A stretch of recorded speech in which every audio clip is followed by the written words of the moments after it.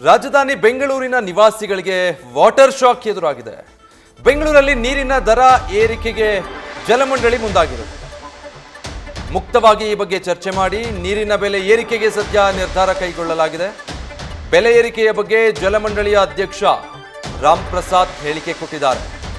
DCM DK Shivakumar ಸೂಚನೆ ಮೇರೆಗೆ ಈ ನಿಟ್ಟಿನಲ್ಲಿ ಮಂಡಳಿ ಸಿದ್ಧತೆಯನ್ನ ಮಾಡ್ತಾ ಇದೆ. ಜನರ ಮುಂದೆಯೇ ಬಹಿರಂಗವಾಗಿ ನಿರ್ಧಾರ ಮಾಡಲಾಗಿದೆ ಅಂತ ನಿಗಮದ ಅಧ್ಯಕ್ಷ ಹೇಳಿದ್ದಾರೆ.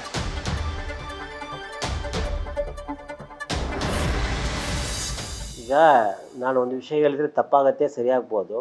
ಬಟ್ ವಿಷಯ ಏನಂದರೆ, ಈಗ ಕಾಫಿನ ಬೇರೆ ಬೇರೆ ಬ್ರ್ಯಾಂಡೆಡ್ ಬಾಟಲ್ ವಾಟರ್ಗಳನ್ನ ತೊಗೊಳ್ತಾ ಇದ್ದೀವಿ, ಬಿಸ್ಲರಿ ವಾಟರ್ ತೊಗೊಳ್ತಾ 1 ಲೀಟ್ರು ನಾನು 2014 ನೋಡಿದಾಗ ಕೇವಲ 10 ರೂಪಾಯಿ ಇತ್ತು. ಇವತ್ತು 25 ರೂಪಾಯಿ 30 ರೂಪಾಯಿ ಚಾರ್ಜ್ ಮಾಡ್ತಾರೆ ಅದೇ 1 ಲೀಟ್ರ್ ವಾಟರ್ಗೆ.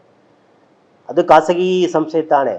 ಅಲ್ಲಿಗೆ ಈ 10 ರೂಪಾಯಿ ವಾಟರ್ಗೆ ಯಾಕೆ 30 ರೂಪಾಯಿ ಕೊಡ್ತಾರೆ ಅಂತ ಯಾರು ಕೂಡ ಪ್ರಶ್ನೆ ಮಾಡ್ತಾ ಇಲ್ಲ. ಅದು 1 ಲೀಟ್ರ್ ವಾಟರ್ಗೆ ನಾವು 1000 ಲೀಟ್ರಿಗೆ ಕೇವಲ 7 ರೂಪಾಯಿ ಚಾರ್ಜ್ ಮಾಡ್ತಾ ಇದ್ದೀವಿ. ಅರ್ಥ ಆಯ್ತಾ?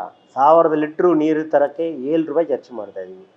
ಸೊ ಅದು ನಮ್ಮ ಒಂದು ಎಫಿಷಿಯೆಂಟ್ ಕೆಲಸ ಮಾಡೋದ್ರ ಮುಖಾಂತರನೇ ಕೊಡ್ತಾ ಇದ್ದೀವಿ. ಹಾಗಾಗಿ ಹೌದು, ನಮ್ಮಲ್ಲಿ ಇನ್ನೂ ಇಂಪ್ರೂವ್ಮೆಂಟ್ ಮಾಡಬೇಕಾಗತ್ತೆ, ಅದನ್ನು ಮಾಡ್ತೀವಿ. ಆದರೆ ಒಂದು ಕಡೆ ತೀರಾ ನಾವು ಕಷ್ಟ ಬಿತ್ಕೊಂಡು ಮಾಡೋದು ಕಷ್ಟ ಸಾಧ್ಯ ಆಗುತ್ತೆ. ಹಾಗಾಗಿ ಒಟ್ಟಿನಲ್ಲಿ ಜನರಿಗೆ ಆಲೋಚನೆ ಮಾಡಬೇಕು. ಇವತ್ತು 2014 ಗ್ಯಾಸ್ ಬೆಲೆ ಏನಿತ್ತು, ಎಲೆಕ್ಟ್ರಿಸಿಟಿ ಏನು ಬೆಲೆ ಇತ್ತು, ಇವತ್ತು ಏನಿದೆ ಅದನ್ನು ಹೋಲಿಕೆ ಮಾಡೋಣ. ಅದಕ್ಕೆ ನಾನು ಹೇಳ್ತೀನಿ, ಚರ್ಚೆಗೆ ನಾವು ಬರೋಣ. ಯಾರಿಗೂ ಏಕಾಗ್ರವಾಗಿ ನಾವು ಹೆಚ್ಚುವರಿ ಮಾಡಲ್ಲ. 2014 ಏನೇನು ರೇಟ್ ಇತ್ತು ನಾನು ತಮ್ಮ ಮುಂದೆ ಇಡ್ತೀನಿ. 2024 ಅದರದ್ದೇ ರೇಟ್ ಏನಿದೆ ಅಂತ ಇಡ್ತೀವಿ. ಮತ್ತು ನಾವು ಮಧ್ಯದಲ್ಲಿ ಏನು ಮಾಡಬೇಕಂತ ನೀವೇ ಹೇಳಿ. ಸ್ಟೀಲ್ ಪ್ರೈಸ್ ಏನಾಗಿದೆ? ಸ್ಟೀಲ್ ಪ್ರೈಸ್ 2014 ಎಷ್ಟಿತ್ತು? 25,000 ಇತ್ತು ಟನ್ನಿಗೆ. ಇವತ್ತು 75,000 ಆಗಿದೆ. 3 ಪುಟ್ಟ ಜಾಸ್ತಿ ಆಗಿದೆ.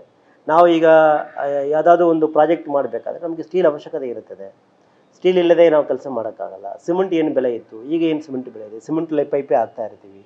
ಅದೇ ಪ್ರತಿಯೊಂದು ವಿಷಯ. ಮತ್ತು ನೌಕರರ ಸ್ಯಾಲ್ರಿಗಳು, ನಮ್ಮ ನೌಕರರ ಸ್ಯಾಲ್ರಿಗಳು ಬಿಡಿ, ಜನರಲ್ ಆಗಿ ಇನ್ಫ್ಲೇಷನ್ ಎಷ್ಟಾಗ್ತದೆ, ಮತ್ತು ಆರ್ಥಿಕ ಮೊರೆ. ಈಗ ಹಿಂದೆ 2014 ಸಾಲ ತೊಗೊಂಡಿದ್ರೆ ಎಷ್ಟು ಬಡ್ಡಿ ಕೊಡ್ತಾಯಿತ್ತು ಬ್ಯಾಂಕ್ಗಳು, ಇವತ್ತು ಏನು ಡೇಟಿಗೆ ಬಡ್ಡಿ ಕೊಡ್ತಾ ಇದೆ. ಆ ಥರ ಎಲ್ಲ ರೀತಿಯಲ್ಲಿ ಒಟ್ಟಾರೆ ನೋಡಿಕೊಂಡು ನಾವು ಮುಂದೆ ತೀರ್ಮಾನ ಮಾಡೋಣ. ಇದನ್ನು ನಾವು ಚರ್ಚೆ ಮಾಡಿ ತೀರ್ಮಾನ ತೆಗೆದುಕೊಳ್ತೀವಿ. ಏಕಾಗ್ರವಾಗಿ ಯಾವುದೇ ತೀರ್ಮಾನ. ನ್ಯೂಸ್ ಫಸ್ಟ್, ನಿರ್ಭೀತಿಯಿಂದ ನಿಮ್ಮ ಪರವಾಗಿ.